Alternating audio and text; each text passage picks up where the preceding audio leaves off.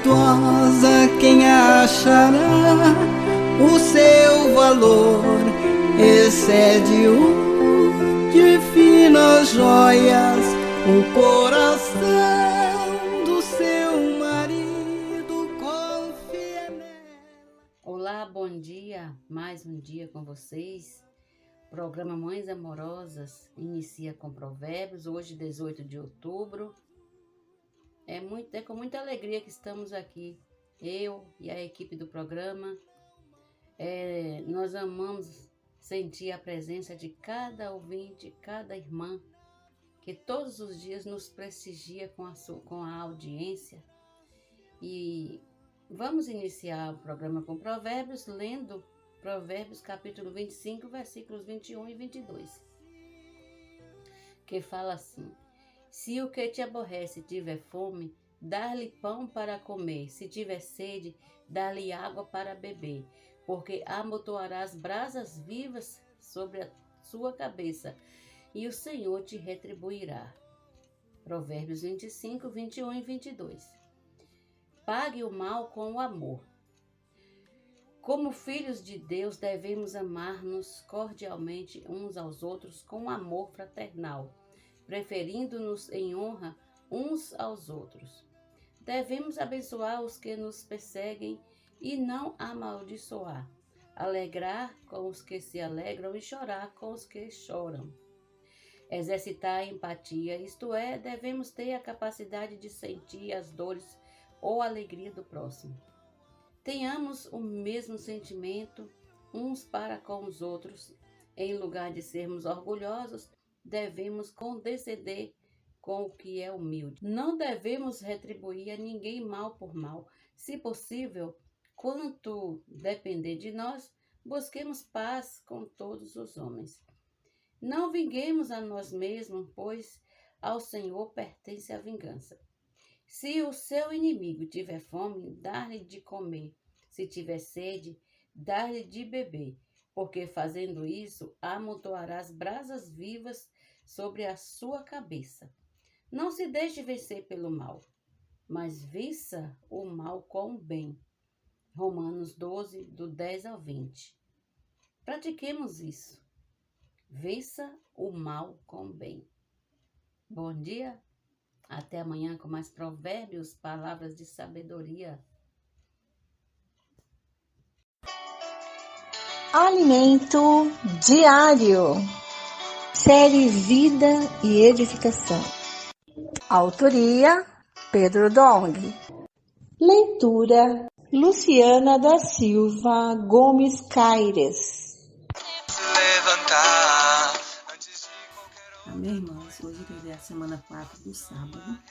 E o ler com oração é: ora erais trevas, porém agora sois luz no Senhor. Andai como filhos da luz. Efésios 5:8. O título dessa mensagem é A Separação entre Luz e Trevas. No primeiro dia, Deus separou a luz das trevas e deu nome a ambas. Disse Deus: haja luz, e houve luz. E viu Deus que a luz era boa e fez separação entre luz e as trevas. Chamou Deus a luz dia e às trevas noite. Houve tarde e manhã, o primeiro dia. Gênesis 1, 3 a 5. Quando lemos que houve tarde e manhã, isso significa que a contagem do dia começa com o crepúsculo da tarde e termina no crepúsculo da tarde do dia seguinte. É assim para os judeus até os dias de hoje. Vemos também que Deus apreciou a separação feita entre a luz e as trevas. Paulo disse aos coríntios: não vos ponhais em julgo desigual com os incrédulos, porquanto que sociedade pode haver entre a justiça e a iniquidade? Ou que comunhão da luz com as trevas? Que harmonia entre Cristo e o maligno? Ou que união do crente com o incrédulo? Que ligação há entre o santuário de Deus e os ídolos? porque nós somos santuários de Deus vivente. Como ele próprio disse: habitarei e andarei entre eles. Serei o seu Deus e eles serão o meu povo. Por isso, retirai-vos do meio deles. Separai-vos, diz o Senhor. Não toqueis em coisas impuras, e eu vos receberei. Serei vosso Pai, e vós serei para mim filhos e filhas, diz o Senhor Todo-Poderoso. Nós cristãos, antes éramos trevas, agora somos filhos da luz. Pois outrora erais trevas, porém agora sois luz no Senhor.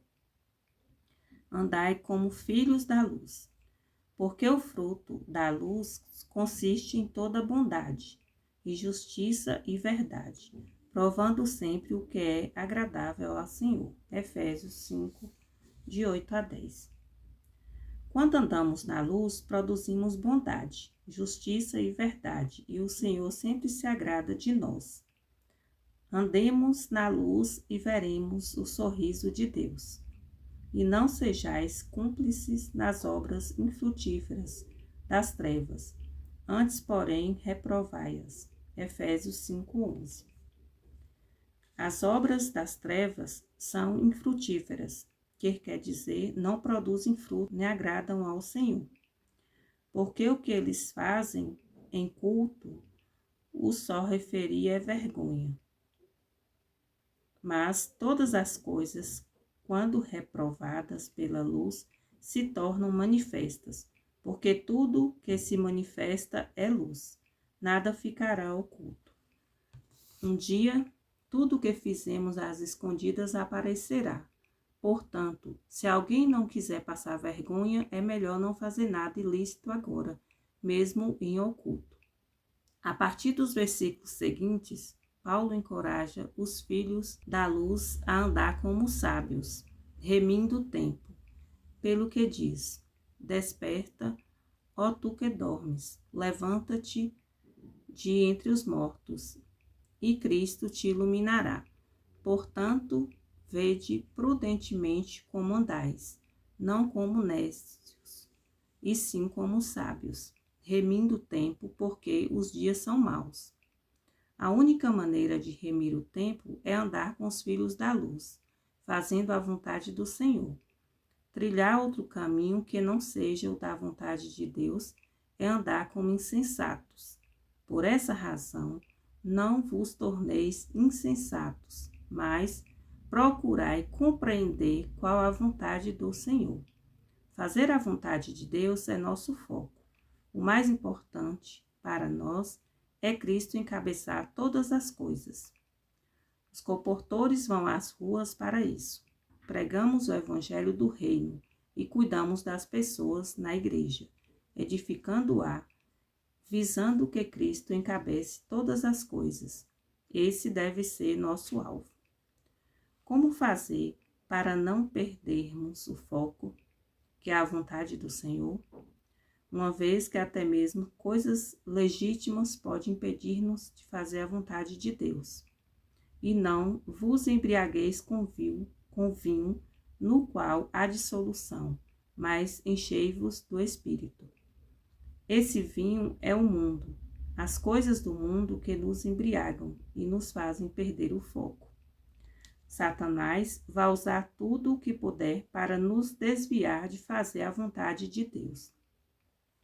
O segredo para nos mantermos focados o tempo todo é encher-nos do Espírito. Se nós nos enchermos do Espírito, permaneceremos focados em fazer a vontade de Deus. Seremos úteis para Ele e nossos dias serão remidos. Como podemos encher-nos do Espírito? Isso nos manterá cheios do Espírito e sempre focado em fazer a vontade de Deus. Falando entre vós com salmos, entoando e louvando de coração ao Senhor com hinos e cânticos espirituais, dando sempre graças por tudo a nosso Deus e Pai, em nome do Senhor Jesus Cristo. com a imersão, grito de guerra e cânticos espirituais, inculcamos a palavra cada vez mais em nossos corações. Na primeira epístola aos Tessalonicenses, Paulo nos chamou de filhos da luz e filhos do dia. Há uma diferença entre ser filhos da luz e filhos do dia. Mas vós, irmãos, não estáis em trevas, para que esse dia, como ladrão, vos apanhe de surpresa, porquanto vós todos sois filhos da luz e filhos do dia. Não somos filhos da noite, nem das trevas. Quando ele nos chamou de filhos da luz, referia-se a nosso viver diário, a nosso andar que visa fazer a vontade de Deus. Quando nos chamou de filhos do dia, referia-se àqueles que lutam para apressar o dia da vinda de Cristo. Somos filhos da luz, pois em nosso viver diário caminhamos focados em fazer a vontade de Deus. Também somos filhos do dia, aguardando e apressando a vinda de Cristo. Assim, pois, não durmamos como os demais. Pelo contrário, vigiemos e sejamos sábios. Ora, os que dormem, dormem de noite, e os que se embriagam, é de noite que se embriagam. Nós, porém, que somos do dia, sejamos sóbrios, revestindo-nos da couraça da fé e do amor e tomando como capacete a esperança da salvação. Porque Deus não nos destinou para a ira, mas para alcançar a salvação mediante nosso Senhor Jesus Cristo, que morreu por nós, para que, quer vigiemos, quer durmamos, vivamos em união com Ele.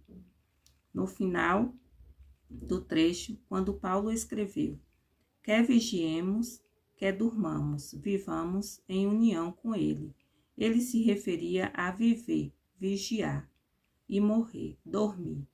Os que estão vigiando são os que estão vivos, e os que estão dormindo são os que dormiram no Senhor. Se estamos vivos, devemos permanecer vigilantes, como filhos da luz, e apressando a volta do Senhor, como filhos do dia. Aproveitemos todos os momentos para vigiar, sempre inculcando em nós a palavra e imergindo nela, dormindo e acordando com Deus, pois estamos focados em fazer sua vontade e trazê-lo de volta. Jesus é o Senhor. Tudo o que tenho é para servir ao Senhor. Vamos fazer imersão no sábado? 1, 2, 3, vai! Tudo que tenho é para servir ao Senhor.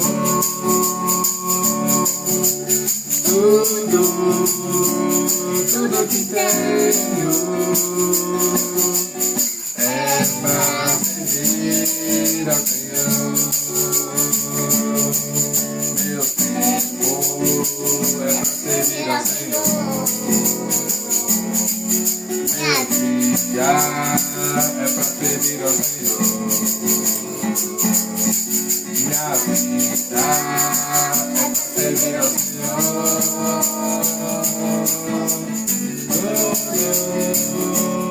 Tudo que tenho é para servir ao Senhor. Amém.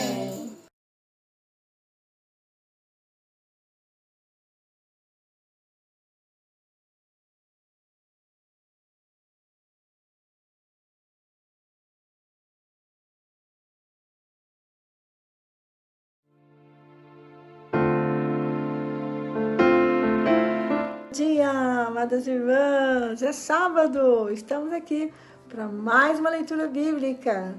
Toda a equipe Mães Amorosas mandando um abraço aí para todas as irmãs, que Deus abençoe o nosso sábado, né? E o domingo também. Que bom, final de semana a gente tem a oportunidade de estar com os irmãos na reunião da igreja, né? Tudo de bom, né?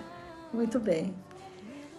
Graças ao Senhor, nós estamos lendo Jeremias. É o livro mais longo dos grandes profetas da Bíblia. E hoje nós vamos estar lendo o capítulo 32. Então, quero convidar você a abrir sua Bíblia e vem comigo. Vamos lá? Vamos entrar, mergulhar aí nesse rio para a gente desfrutar, né? De tudo que aconteceu, de tudo que o Senhor permitiu que acontecesse com o povo de Israel.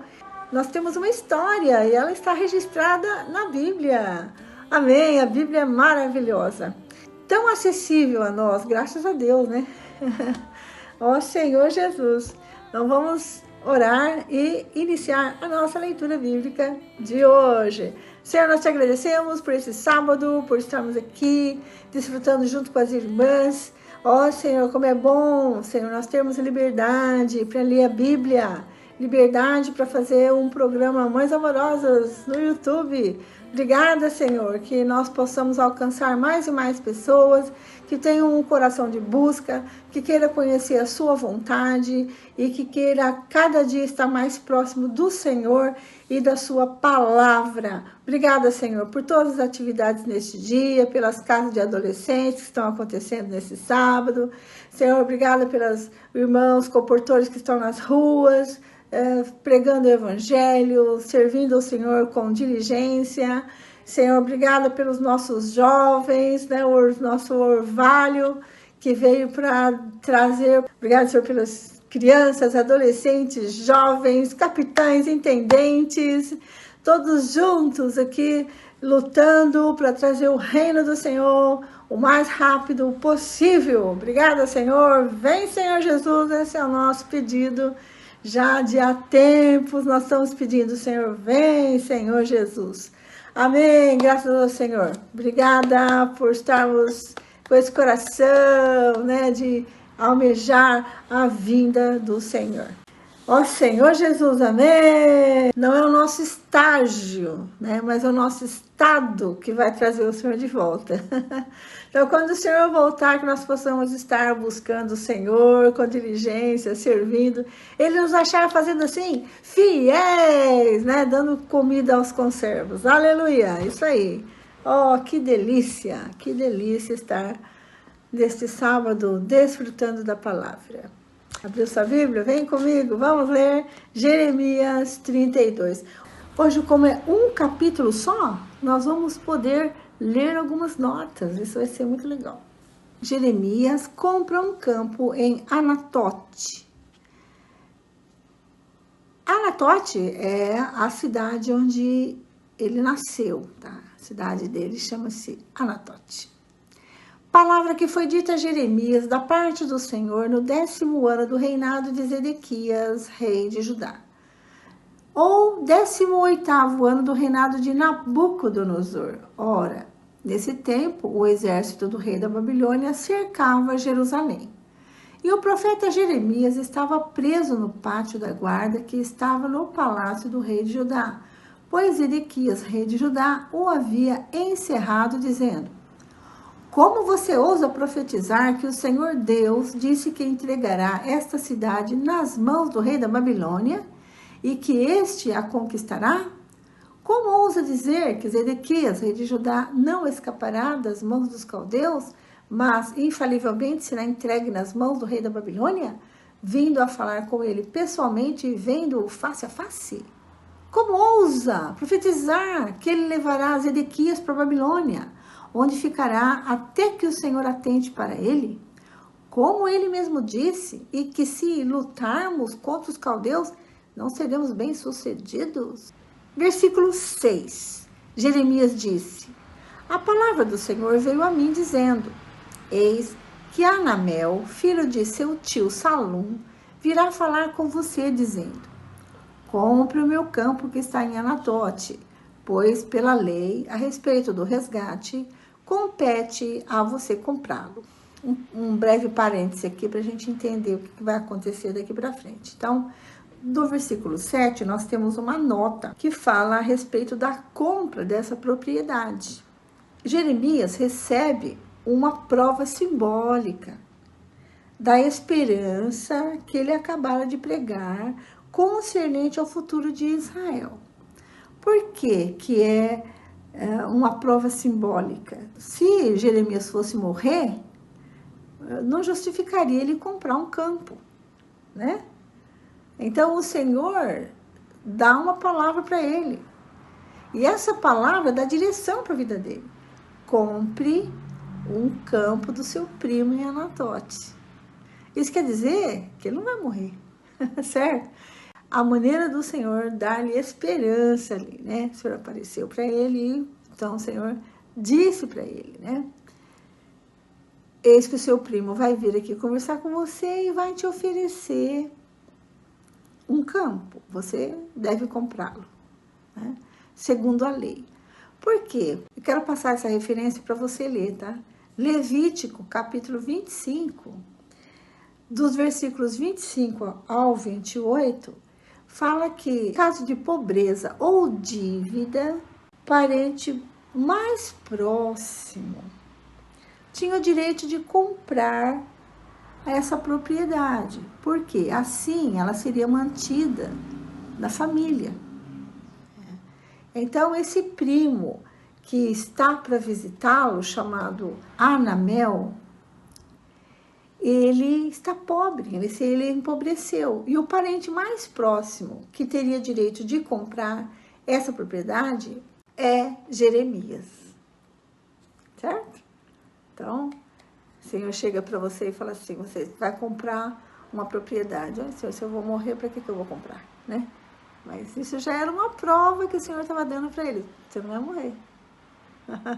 Você vai comprar essa propriedade na sua terra natal. Muito bom. Então, exatamente como o Senhor tinha dito, Anamel, filho do meu tio, veio falar comigo no pátio da guarda e me disse, compre o meu campo que está em Anatote, na terra de Benjamim, porque você tem o direito de posse e de resgate. Compre.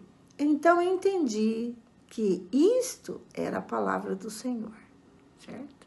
Então, você percebe aqui, né? Quando o Senhor fala, as coisas acontecem, certo? Da maneira que o Senhor falou, aconteceu. Muito bom. Versículo 9. Assim, comprei de Anamel, filho de meu tio, o campo que estava em Anatote. Pesei o dinheiro para ele, 200 gramas de prata. Assinei a escritura, fechei-a com selo, chamei testemunhas e pesei o dinheiro numa balança. Peguei a escritura da compra, tanto a selada, que continha o contrato e as condições, como cópia aberta. Entreguei essa escritura da compra a Baruque, filho de Nerias, filho de Maacéias, na presença de Anamel, filho de meu tio, na presença das testemunhas que assinaram a escritura da compra e na presença de todos os judeus que estavam sentados no pátio da guarda. Na presença deles, dei uma ordem a Baruque, dizendo, assim diz o Senhor dos Exércitos, o Deus de Israel. Pegue essas escrituras da compra, tanto a selada como a aberta, e coloque-as num vaso de barro, para que se conservem por muitos dias. Porque assim diz o Senhor dos Exércitos, o Deus de Israel. Ainda se comprarão casas, campos e vinhas nesta terra. Certo? Então, olha que legal. Tudo muito bem feito, né? Tudo em detalhes aqui explicado o que ele fez, comprou direitinho, pagou, usando as testemunhas, né? Pagou, pesou o preço devido com testemunhas, né? Tanto aqueles haviam convidado, né, para ser testemunha da compra, como também os judeus que estavam ali no pátio, né? E ele então dá essa ordem para Baruque. Quem é Baruque? É o seu escriba. Então, provavelmente, Jeremias não sabia escrever. Então, ele tinha um escriba com ele, que Jeremias ditava e Baruque escrevia, certo? Então, e esse ato de comprar essa propriedade traria também esperança para os demais judeus. Por quê? Porque ele diz, né, que o Senhor falou que muitos iriam comprar casas, campos e vinhas neste lugar, certo? E ele foi um exemplo, o primeiro a dar o exemplo, adquirindo o campo em Anatote. Jeremias pede esclarecimentos a Deus. Versículo 16. Depois que dei a escritura da compra a Baruque, filho de Nerias, orei ao Senhor, dizendo: Ah, Senhor Deus, eis que tu fizeste os céus e a terra, com o teu grande poder e com o teu braço estendido. Nada é demasiadamente difícil para ti. Tu fazes misericórdia até 1000 gerações, mas também retribuis a iniquidade dos pais dos filhos. Tu és o grande, o poderoso Deus, cujo nome é Senhor dos Exércitos, grande em conselho e magnífico em obras. Os teus olhos estão abertos sobre todos os caminhos dos filhos dos homens, para dar a cada um segundo o seu proceder, segundo o fruto das suas obras. Fizeste sinais e maravilhas na terra do Egito, até o dia de hoje, tanto em Israel como em toda a humanidade, e assim adquiriste a fama que tens até o dia de hoje. Tiraste o teu povo de Israel da terra do Egito, com sinais e maravilhas, com mão poderosa e braço estendido e com grande espanto. E lhe deste esta terra que com juramento prometeste aos seus pais, terra que mana leite e mel. Entraram nela e dela tomaram posse, mas não obedeceram a tua voz, nem andaram na tua lei. De tudo o que lhes mandaste que fizessem, nada fizeram. Por isso trouxeste sobre eles todo este mal. Eis que rampas de ataque já foram construídas ao redor da cidade para ser tomada, e a cidade, vencida pela espada, pela fome e pela peste, cairá nas mãos dos caldeus que lutam contra ela. Como vês, aquilo que disseste aconteceu? No entanto, Senhor Deus, tu me disseste: compre o campo por dinheiro e chame testemunhas, embora a cidade já esteja sendo entregue nas mãos dos caldeus. Oh, Senhor Jesus, um parêntese aqui, viu, irmãs? Ele não entendeu o que o Senhor fez, né, pedindo para ele comprar a propriedade. Mas mesmo sem entender, ele obedeceu. Porque ele sabia que era Deus que tinha mandado. Então ele obedeceu primeiro e depois ele foi buscar entender. Foi perguntar para Deus, né? Mas primeiro ele obedeceu. Isso é legal demais, né?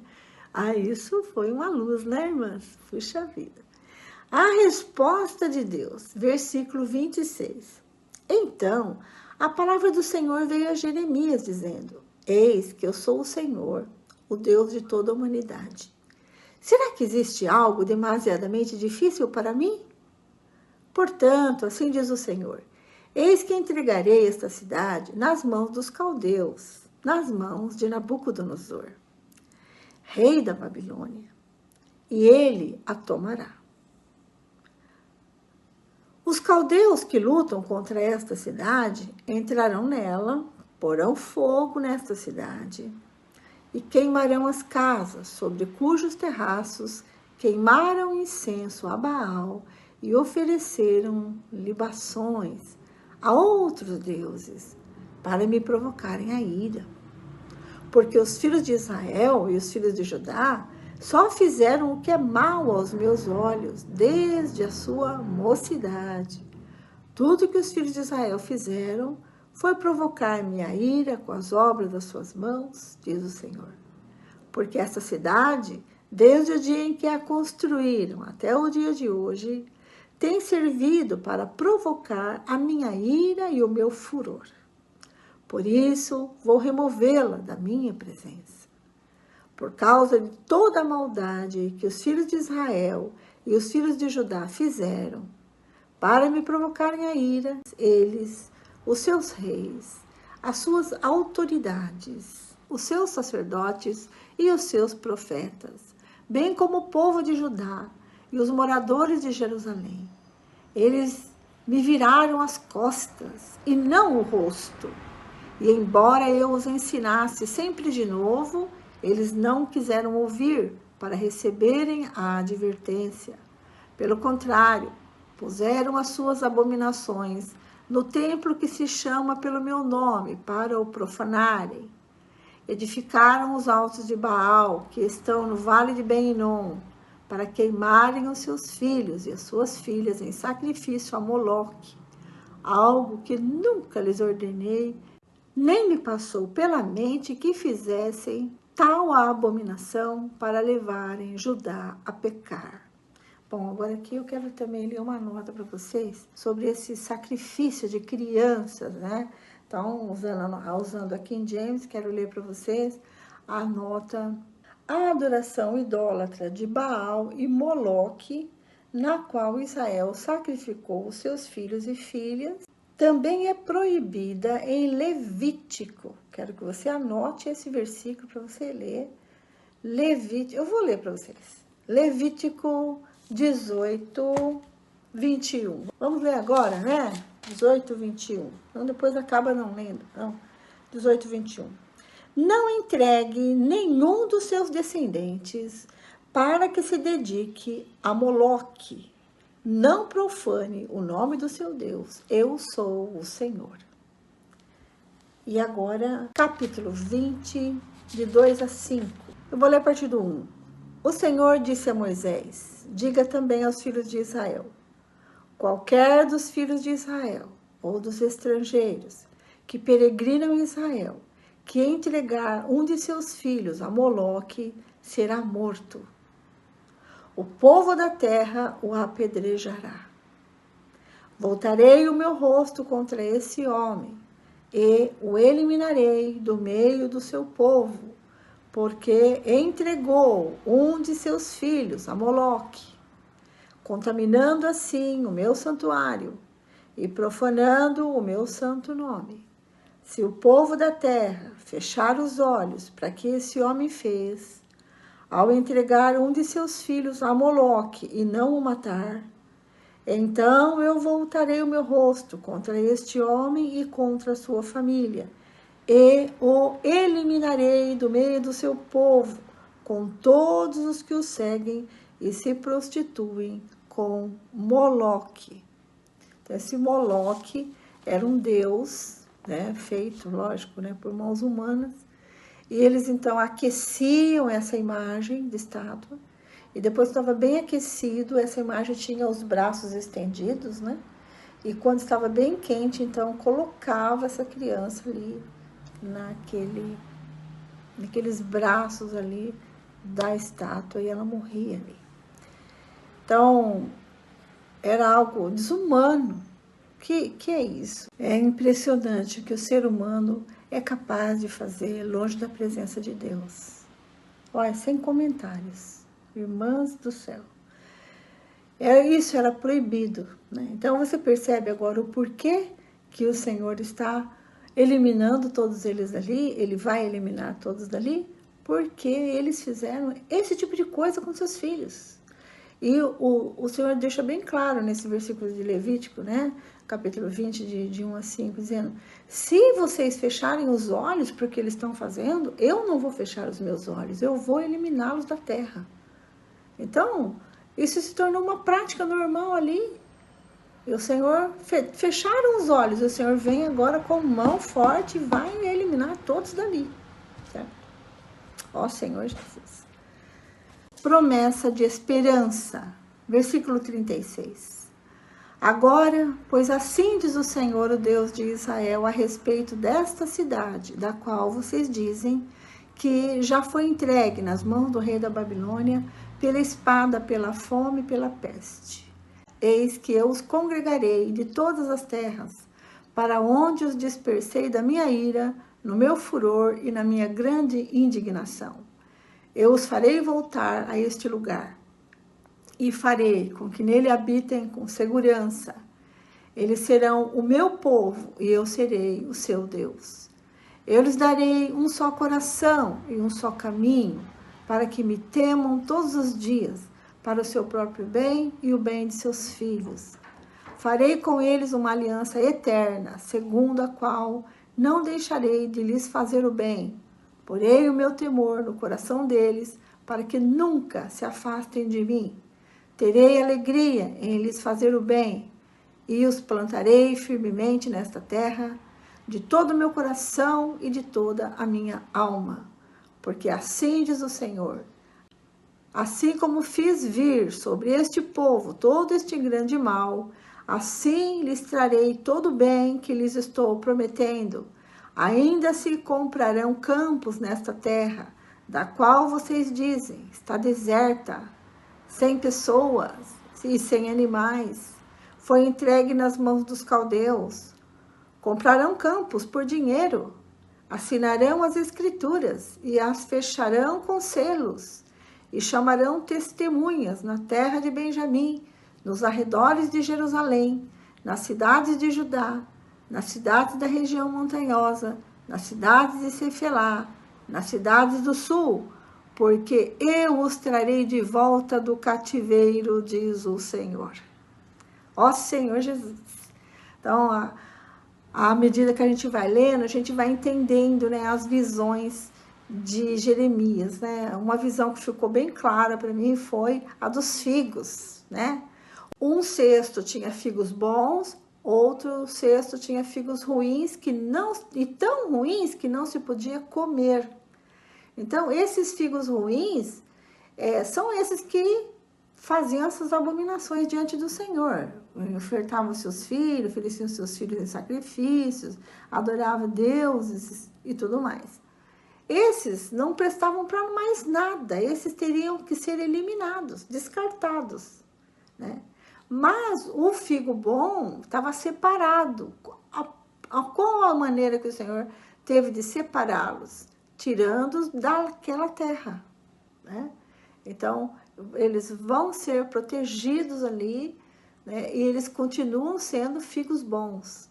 E esses figos bons, que o Senhor considerou bons, desses figos bons, que o Senhor considerou bons, é daí que vai nascer Jesus Cristo. Percebe? Porque o Senhor, ele é 100% judeu. Ele vai sair dali. Então, o Senhor tinha que preservar os figos bons. Ele tinha que tirá-los dali, certo? É igual você deixar uma fruta que é podre no meio das outras boas. Com certeza vai contaminar as boas. Então, tem que tirar fora, certo? Então, o Senhor sabe o que faz, né? E o Senhor agiu na hora que ele achou que deveria agir, e sempre a vontade do Senhor é a melhor, sempre é a melhor. Amém? Então, o Senhor vai preservar esses figos bons aí, né? E o Senhor dá para eles um sinal de que o que ele está falando é verdade, que eles vão comprar terras ali, selar as escrituras, né? No meio de testemunhas. Então, quer dizer, há chance para eles. E o próprio Jeremias é o modelo, né? Mostrando que isso vai acontecer mesmo. O próprio Jeremias já comprou o seu terreno, certo? Já comprou a sua propriedade. É isso aí. Primeiro ele creu e obedeceu, e depois ele buscou entender. Isso também marcou meu coração nesta manhã. Graças ao Senhor. Obrigada, Senhor, pela tua palavra, que sempre traz luz para nós. Amém? Vamos ficar por aqui. A irmã Lene está trazendo para nós a continuação da leitura bíblica, seguindo o roteiro anual, tá certo? Amanhã tem mais, é domingo, mas a gente está aqui para ler a palavra do Senhor juntinha com vocês. Até lá! Deus abençoe. Bom sábado. Bom dia, irmã Vera. Continuando com a segunda parte da leitura bíblica. Vamos ler Salmos capítulo 88, Provérbios capítulo 25, versículos 20 a 22 e a primeira carta de Paulo a Timóteo, capítulo 3. Iniciando com Salmos, que fala assim: oração de um sofredor. Ó Senhor, Deus da minha salvação, dia e noite clamo diante de ti. Chegue à tua presença a minha oração, inclina os teus ouvidos ao meu clamor, pois a minha alma está cheia de angústias e a minha vida já se aproxima da morte.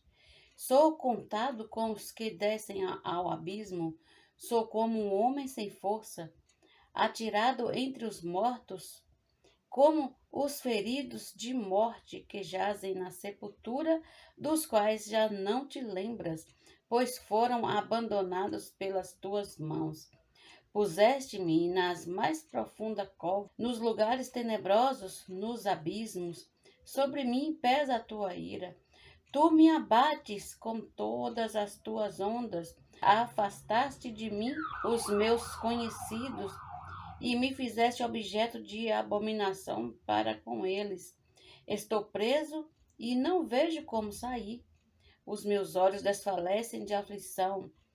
Dia após dia, venho clamando a ti, Senhor, e a ti levanto as minhas mãos. Será que farás maravilhas para os mortos? Ou será que os finados se levantarão para te louvar? A tua bondade será anunciada na sepultura? A tua fidelidade nos abismos? Acaso nas trevas se manifestam as tuas maravilhas? E a tua justiça na terra do esquecimento? Mas eu, Senhor, clamo a ti por socorro, e de madrugada dirijo a ti a minha oração. Por que rejeitas, Senhor, a minha alma e ocultas de mim o teu rosto? Ando aflito e prestes a morrer desde moço. Sob o peso dos teus terrores estou desorientado. Sobre mim passou a tua ira. Os teus terrores acabaram comigo. O dia todo eles me rodeiam como água. Há um tempo me circundam.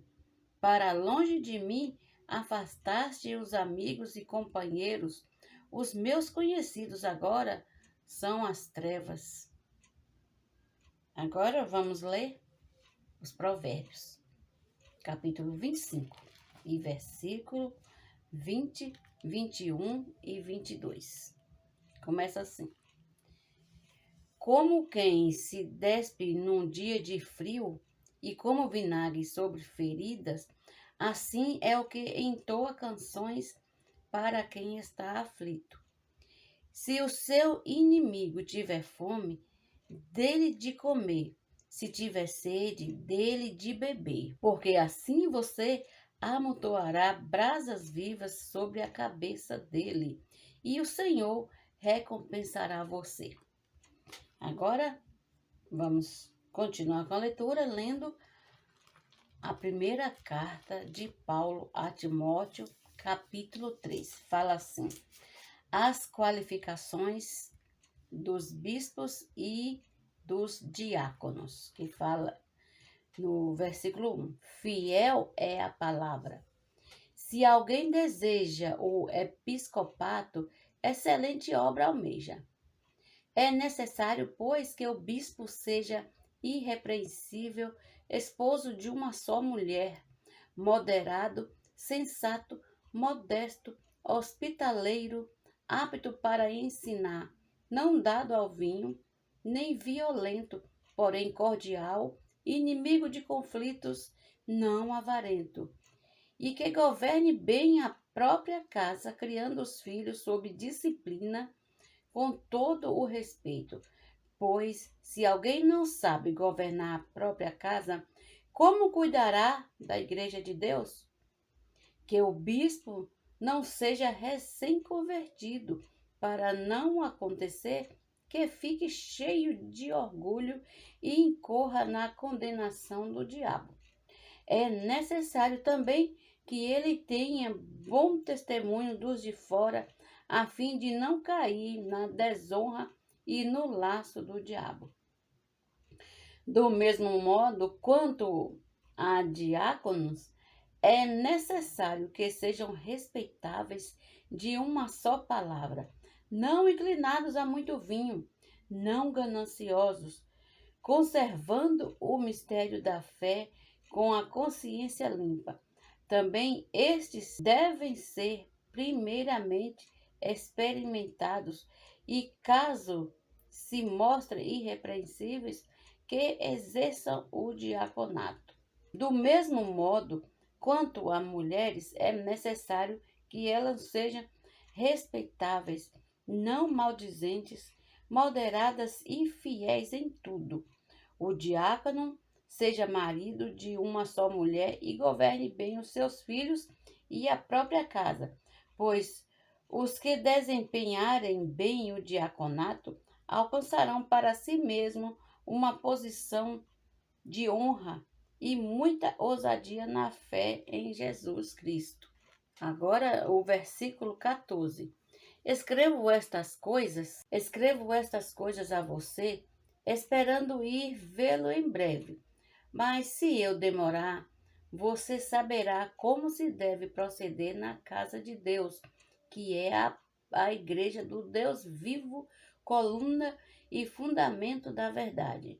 Sem dúvida, grande é o mistério da piedade. Aquele que foi manifestado na carne foi justificado em espírito, visto pelos anjos, pregado entre os gentios, crido no mundo, recebido na glória. Bom dia. Termina aqui a leitura bíblica de hoje e amanhã prosseguiremos, se assim o Senhor permitir. Que todas nossas queridas ouvintes, amadas irmãs, fiquem na paz que vem do nosso Senhor Jesus. Bom dia.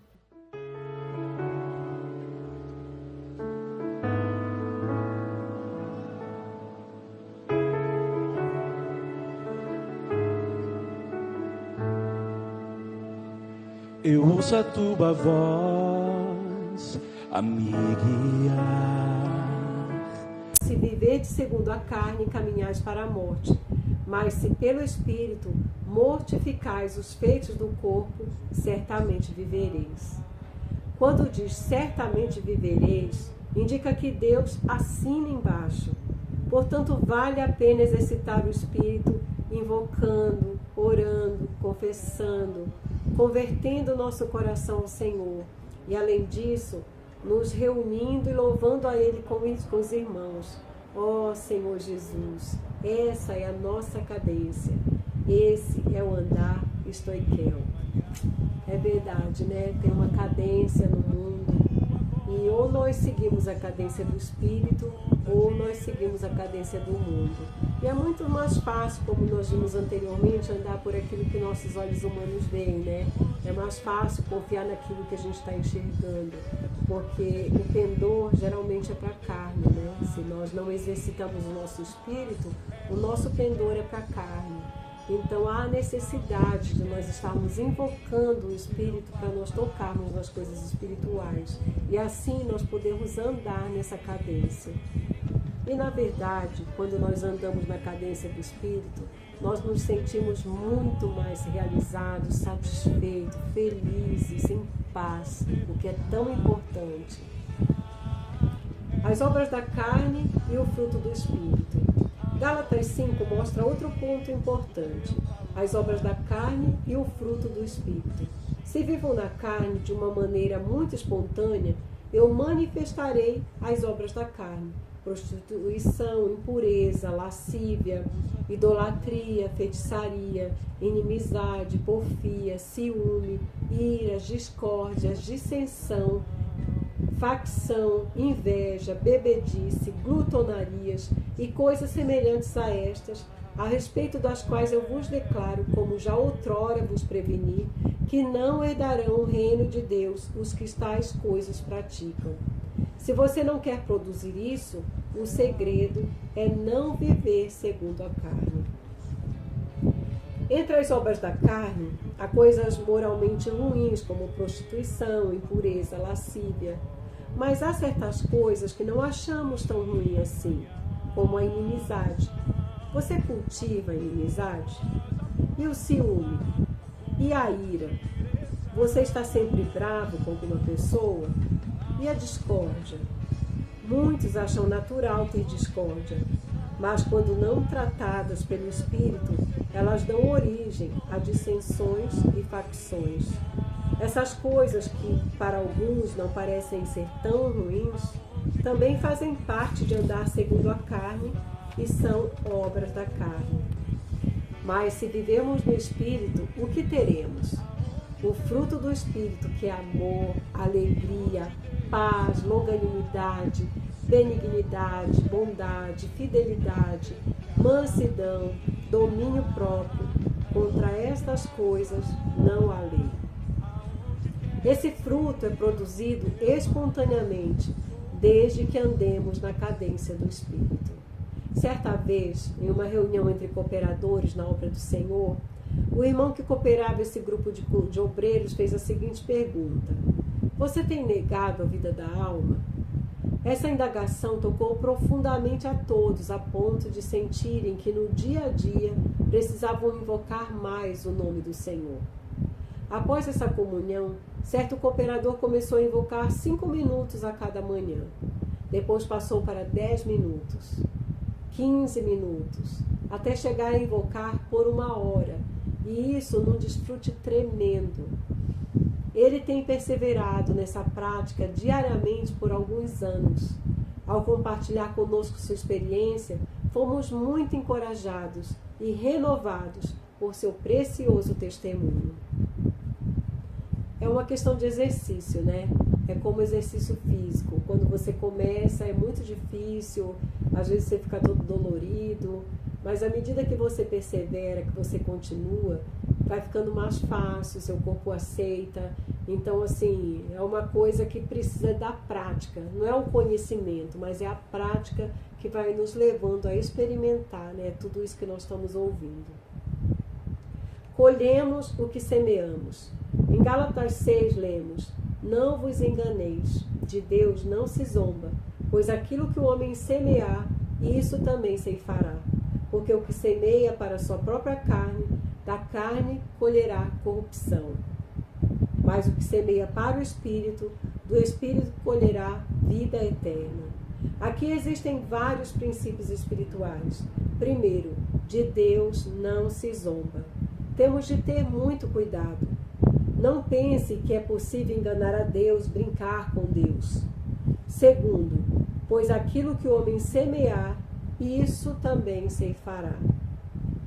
Há 2 tipos de semear, porque o que semeia para a sua própria carne, da carne colherá corrupção, mas o que semeia para o Espírito, do Espírito colherá vida eterna. O que você semeia vai influenciar sua colheita no futuro. Ou vai colher corrupção ou a vida eterna. Tudo depende do que você semeia hoje. Por um lado, hoje você está colhendo o que semeou no passado. Se você está colhendo corrupção hoje, está na hora de começar a semear algo diferente do que você semeou no passado. Não continue semeando para a carne. Semeie agora para o Espírito. E lá na frente você vai colher vida eterna. Há irmãos que estão colhendo vida eterna hoje porque semearam para o Espírito no passado. Hoje ainda você tem tempo para mudar o seu futuro, tomando a firme decisão de dizer: não, basta. Chega de semear para a carne e passar a semear para o Espírito. Nesse livro, vimos sobre a importância da oração, da leitura da Bíblia, da leitura de livros espirituais, de viver a vida da igreja, ter comunhão com os irmãos, buscar ajuda e etc. Tudo isso faz parte do semear. Mais adiante teremos a colheita. Quão importante é isso, né? Nós podemos mudar hoje. Não precisa deixar para amanhã. Agora nós podemos dizer basta. Eu quero começar a semear para a vida eterna. Semear no Espírito. E nós vamos colher os nossos frutos. Nessa questão de semear, há um princípio muito importante. Geralmente a semente é pequena, mas o que colhemos é grande em tamanho e quantidade. Por exemplo, a semente de melancia é pequena, mas a melancia é grande. A semente da laranja é pequena, mas dá muitas laranjas. Muitos dizem, mas eu fiz só isso. Por que eu estou colhendo tudo isso? Eu semeei só uma carninha, por que tantos elefantes? Por outro lado, há também os que experimentam o lado positivo. Uns dizem, puxa, eu semeei uma pequena oração e colhi tanta bênção. Outros testemunham, eu semeei um versículo no meu interior e colhi uma fé inabalável. Se um cristão quer ser útil nas mãos de Deus, deve semear para o Espírito. Você colherá no futuro o que for semeado hoje. Se hoje temos uma vida na presença do Senhor, com oração, leitura da Bíblia e consagração, sem dúvida nos tornaremos herdeiros de Deus. Você que está ouvindo esse livro e tocou no coração de Deus quanto à sua pessoa e seu futuro, não pense que os que ministram a palavra do Senhor não são passíveis de cometer erros e falhas. Sim, são, porque todo ser humano comete erros. Alguns podem estar há muito tempo nos caminhos do Senhor e mais rapidamente se arrependerem de seus fracassos, evitando colher corrupção. Que todos possamos semear para o Espírito a fim de colher vida eterna. Porque todos somos passíveis a erro, né? O que nós precisamos é nos arrepender rápido, já semear, né, no Espírito. Perdoar também é uma forma de semear para o Espírito. Alguns filhos de Deus guardam certa mágoa. Se algumas pessoas fizeram algo que magoou, peça a Deus graça para perdoá-las. Não permita que as mágoas se tornem obstáculo para o seu crescimento espiritual. As pessoas podem até ter errado, mas devemos relevar. Não admita que nada o faça tropeçar no caminho de Deus. Não deixe que as mágoas cresçam. Não cultive mágoas. Caso contrário, você irá colher corrupção. São coisas que só fazem mal para a gente. Às vezes a gente acha que a gente está fazendo algo, também ele me paga, né? Mas na verdade quem está recebendo esse malefício somos nós mesmos, né? Que estamos semeando para a carne. Quando nós semeamos para o Espírito, nós colhemos vida eterna. Então, assim, que nós possamos realmente, né, tratar com cada situação da nossa vida. Continuando a leitura de Gálatas 6, vemos: não cansemos de fazer o bem, porque a seu tempo ceifaremos, se não desfalecermos. Por isso, enquanto tivermos oportunidade, façamos o bem a todos, mas principalmente aos da família da fé. Isso quer dizer, semeie o bem. Aqui há uma promessa, você vai colher. Pode demorar um pouco, mas você vai colher. Não desfaleça, não abandone, não pare no meio do caminho, continue semeando, que no tempo oportuno você ceifará. O versículo 14, mais adiante, apresenta algo também muito importante para quem quer ser um herdeiro do reino de Deus. Mas longe esteja de mim gloriar-me, senão na cruz de nosso Senhor Jesus Cristo, pelo qual o mundo está crucificado para mim e eu para o mundo. O mundo pode estar à nossa frente, mas sabemos de uma coisa: eu morri para o mundo e o mundo para mim. Se estivermos no Espírito e andarmos no Espírito, essa será a nossa realidade e seremos uma nova criatura em Cristo. Por fim, destacamos duas passagens bíblicas, uma delas em 1 Pedro 5. Ora, o Deus de toda graça, que em Cristo vos chamou à sua eterna glória, depois de terdes sofrido por um pouco, Ele mesmo vos há de aperfeiçoar, firmar, fortificar e fundamentar. O apóstolo menciona o Deus de toda graça, que em Cristo vos chamou à sua eterna glória. Ele chamou você para a sua glória, mas ele sabe que não é fácil viver na terra, no mundo, e que iremos passar por sofrimentos. Sim, sofrimentos virão, mas ele mesmo há de nos aperfeiçoar, firmar, fortificar e fundamentar. Querido ouvinte, onde o Senhor está hoje? Em seu espírito, como o Espírito.